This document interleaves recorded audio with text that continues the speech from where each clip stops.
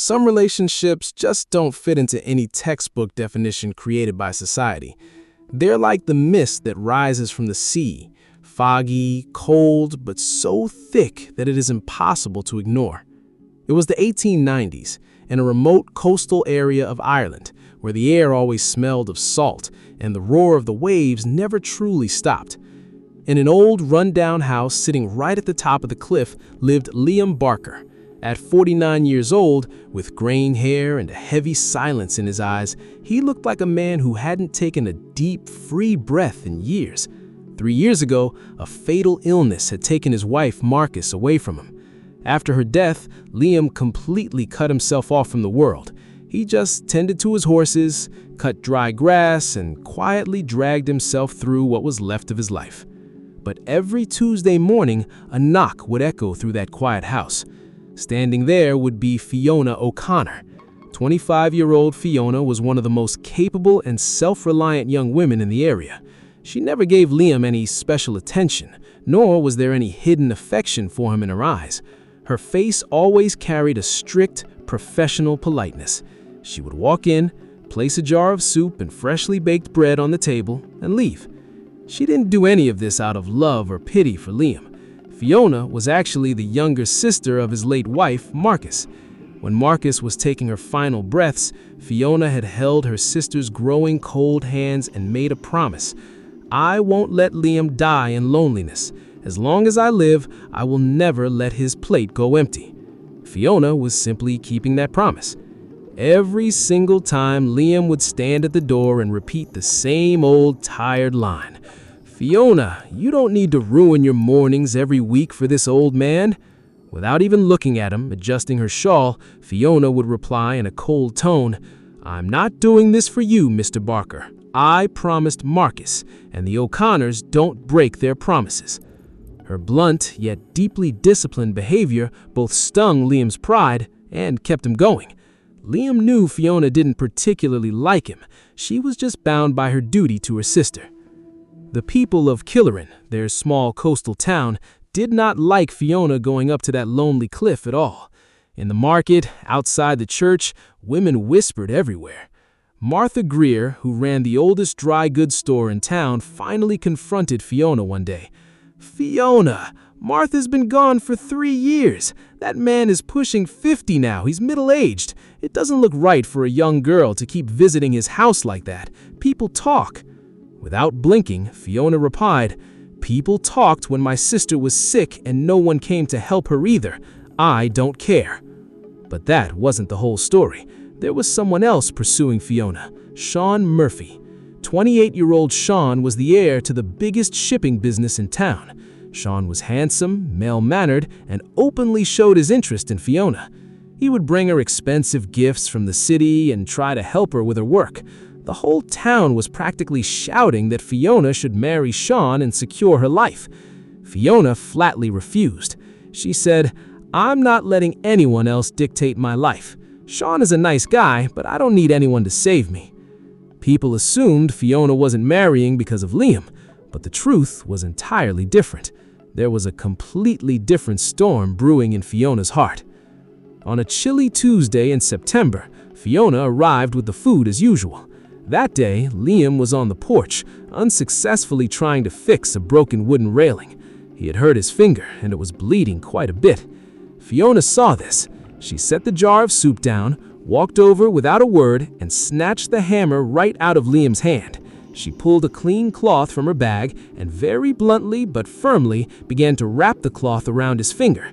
There was no tenderness in her touch, only the sheer determination to get a job done.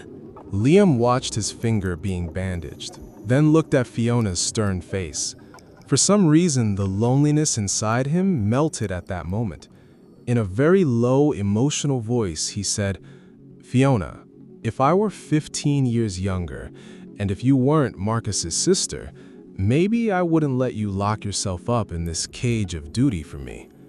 Liam meant it deeply. It was probably the first time in 3 years he'd let his real feelings show. But Fiona's expression didn't soften at all. She tied the knot a little tighter, causing Liam a sharp wince of pain. looking straight into his eyes, with no romance, but rather a strange defiance and suspense, she spoke. Fiona said coldly, "Mr. Barker, even if you were 15 years younger, you still wouldn't be man enough to stand beside me. And as for Marcus, you don't even know the whole truth about your own wife yet, do you?" Before Liam could ask anything or make sense of her words, Fiona picked up her empty bag, turned around, and walked swiftly down the hill. Liam was left standing alone on the porch. The wind was picking up. Fiona's last sentence, "You don't even know the whole truth about your own wife yet," kept hammering inside his brain. What secret did Fiona know about Marcus's death that he didn't? And what did Sean Murphy have to do with all of this? The mystery had officially begun. After Fiona left, the night on the coastal cliff had never felt so quiet. The wind howled, but Liam Barker could only hear that one sentence echoing in his mind. Liam sat at the kitchen table until midnight. The candle had melted down to nothing, but he didn't light another one. The cloth Fiona had wrapped around his finger was still tight, constantly reminding him of a bitter reality. Marcus and Liam had been married for 7 years. In those 7 years, Marcus had been a quiet, devoted wife, or at least that's what Liam thought.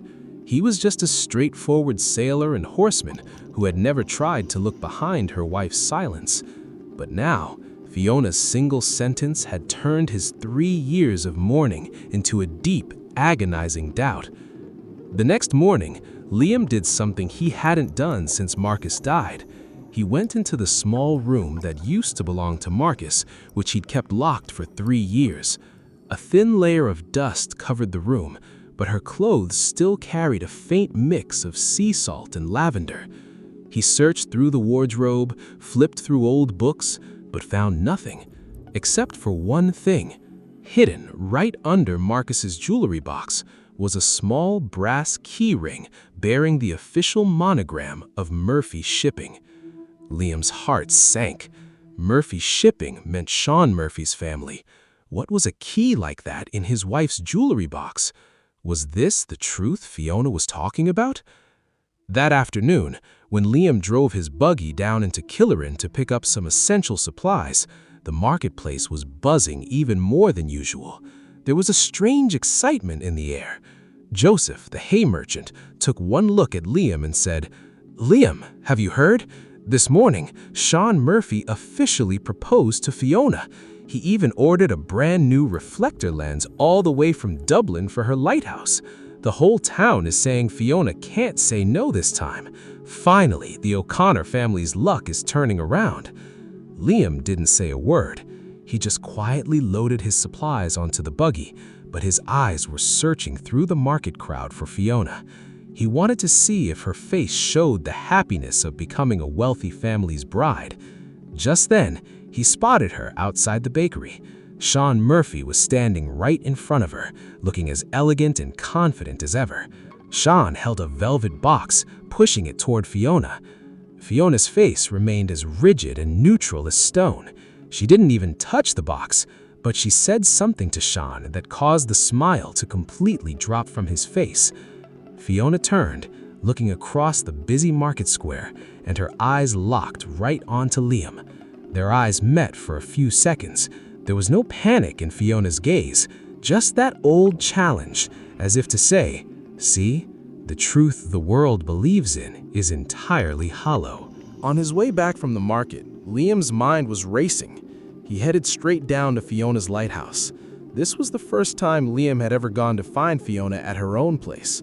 For the last 3 years, it had always been Fiona walking up the cliff. The lighthouse stood on a high rock right at the edge of the roaring sea.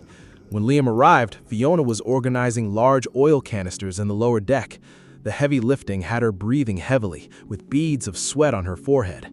She wasn't startled to see Liam. She simply wiped her hands on a cloth and said in her usual detached tone, "Mr. Barker, are you lost? Today isn't Tuesday, and I don't recall leaving anything at your house today." Liam walked forward, pulled the brass key straight out of his pocket, and tossed it onto the table in front of her. A sharp, metallic clink echoed through the room. "I found this in Marcus's room," Liam said, his voice heavy. "What was a key to Sean Murphy's family shipping business in my wife's jewelry box, Fiona? What did you mean by what you said yesterday? Was there something between Marcus and Sean?" Liam couldn't even finish his sentence. His throat tightened up. Fiona looked at the key, then up at Liam. No sympathy showed in her eyes. Instead, a bitter smile crossed her lips. She said, "You men always think in one single direction, don't you? If a woman has a secret, you immediately assume she must have been in love with some man. You are so naive, Mr. Barker." She leaned against the table, coming closer to Liam, and spoke in a low, crystal-clear voice. "That key isn't a token of an affair. It is the key to a debt that my sister died trying to pay off. Years ago, Sean Murphy's father cheated our father out of half our land and the deed to this lighthouse. Marcus married you only so she could use her share of the money to pay off the interest on that debt and protect me. She hid this from you because she knew you were a proud, hot-tempered sailor. You would have fought the Murphys and ended up dead." Liam stood there completely speechless. The ground felt like it was slipping from beneath his feet. Had Marcus carried such a massive burden all by herself, for his sake and her family's? "But the story doesn't end there, Liam," Fiona said, using his first name this time, her voice dropping into pure suspense. "Marcus didn't die of an illness. On the night she died, Sean Murphy Shipping was smuggling some highly valuable cargo through this lighthouse, and Marcus saw it. And that very night, her health suddenly took such a drastic turn that she didn't make it to the morning." Liam's fists clenched tightly, blood rushing to his eyes. "What are you saying, Fiona? Did Sean—" "Sean didn't come to me today with a proposal out of love," Fiona said, her eyes looking as deep and dangerous as the ocean. "He wants total control over this lighthouse so he can permanently bury the old secret Marcus was about to expose, and I am going to pretend to accept his proposal next week because I need the real documents from that night, which are locked inside Sean's safe." She looked down at the cloth bandage on Liam's finger. "Do you understand now, Mr. Barker? I didn't come to your house with soup just to keep a vow. I came to make sure Sean's men hadn't harmed you because they know Marcus's husband could become a threat to them at any moment. So stay away from this, save your old life, and let me do my job." Fiona turned and began walking up the lighthouse stairs, leaving Liam standing at a crossroads where his entire past had turned into a lie and his future stood on the brink of a dangerous game. The final night of October was the coldest and most tempestuous night in the history of Killerin. The sea waves crashed violently against the jagged cliffs, shooting up into the dark sky like massive fountains of foam. Yet the entire town was gathered inside the brightly lit town hall, celebrating the official engagement of Sean Murphy and Fiona O'Connor. A triumphant smirk played on Sean's face, as if he hadn't just won a woman's hand, but had firmly grasped the destiny of the entire coastline in his palm. Dressed in a lavish, tailored suit, he accepted congratulations from everyone. On the other side of the room, Fiona stood completely still in a deep navy blue gown. Her face was as unreadable and rigid as stone. The town women whispered among themselves, "Look at that! Fiona finally showed some sense. The girl who used to carry food to that old man Liam's house is going to be the daughter-in-law of the Murphy Empire." Sean stepped close to Fiona, leaning down to whisper in her ear, "Tomorrow morning, Fiona, all the old lighthouse logs and deeds will be moved directly to my office. You won't have to waste your youth amidst salt water and heavy iron gears anymore." Fiona looked into Sean's eyes with a faint, tight smile and said, "Of course, Sean, just as you wish. But according to our family tradition, before the wedding, I must visit my sister Marcus's grave one last time to say my prayers. I will take the cliff path to the lighthouse, light the ceremonial lantern, and come straight to the church." Sean secretly laughed at her sentimentality, but he readily agreed. He had absolutely no idea that Fiona had already slipped her fingers into the velvet box he had gifted her earlier, quietly stealing the spare key to his private office vault. By 2 o'clock in the morning, while the rest of the town slept soundly, Fiona was inside the dark lower deck of the lighthouse. By the dim light of a lantern, she was rapidly tearing through the old ledgers and smuggling records she had successfully extracted from Sean's safe. Suddenly, the heavy oak door of the lighthouse burst open with a deafening crash. Sean Murphy stood in the doorway. He held a lantern aloft, the mask of a refined gentleman completely gone from his face. His eyes burned with pure malice. He wasn't alone. 2 of his father's most ruthless hired thugs stood right behind him. "I knew it, Fiona," Sean snarled, his voice cutting through the roar of the gale outside. "Did you really think you could play me that easily? You're looking for the records that cost your sister Marcus her life, aren't you? Yes, Marcus saw the gold and weapons we were smuggling through this port, and when she threatened to expose us, my father slipped the poison into her medicine that drained the life out of her day by day. And tonight, you're making the exact same mistake." Sean gestured coldly to his men. "Lock this place from the outside. By morning, this lighthouse should be nothing but a burning pile of ash. The town will think a stray bolt of lightning hit the structure, and Fiona O'Connor met the same tragic fate as her sister." The thugs lunged toward Fiona, but she backed away until her spine hit the stone wall, but her eyes remained completely devoid of fear. Right at that second, a heavy iron ship anchor crashed through the glass window, shattering it into pieces. With a ferocious roar, the locked door was kicked off its hinges, and Liam Barker stormed inside. The 49-year-old sailor looked like a wounded lion. Fiona had told him to stay away, but Liam could never do that. How could he let the sister of the woman who had protected him for 3 years die? In his hands, he gripped a heavy leather horsewhip and a weathered woodcutter's axe. Sean's thugs charged at Liam, but the older man possessed decades of hardened sea strength and an unyielding thirst for justice for Marcus. With a single sweeping blow, he sent the first thug crashing to the stone floor. The second one lunged with a knife, but Liam swung the blunt butt of his axe squarely into his chest, knocking him senseless against the wall. Terrified, Sean stumbled back. He pulled a small silver pistol from his coat pocket and aimed it directly at Liam. "Back off, old man, or I will kill her right here." And right then, the true twist of the night unfolded. Instead of panicking, Fiona burst into a loud, ringing laugh. Sean froze, completely bewildered. "What is so funny, you crazy girl?" Fiona reached behind the massive brass housing of the lighthouse's reflector lens and pulled out a strange, heavy mechanical device. It wasn't a glass lens imported from Dublin at all. It was a newly invented chronophotographic voice recorder, an early prototype of a graphophone device that Fiona had secretly purchased using the very allowance Sean had given her during their courtship. Fiona smiled coldly. "Did you really think I came here just looking for papers, Sean? I knew you would follow me. I knew your arrogance would force you to brag about your crimes. For the last 10 minutes, every single word you said about murdering Marcus and smuggling contraband has been etched perfectly into the wax cylinder of this machine. And that's not all." Fiona pointed out the shattered window. Down at the base of the stormy cliff, the lights of several lanterns flickered. The county police commissioner and the town magistrate were already waiting with a full squad, summoned hours ago by Liam himself. Sean's face turned completely pale as his weapon slipped from his hand. He had walked right into his own execution trap. The officers rushed up the stairs, binding Sean and his men in heavy iron chains. As Sean was dragged away, he shot a look of pure hatred at Liam, but Liam merely looked down at his calloused hands and remained silent.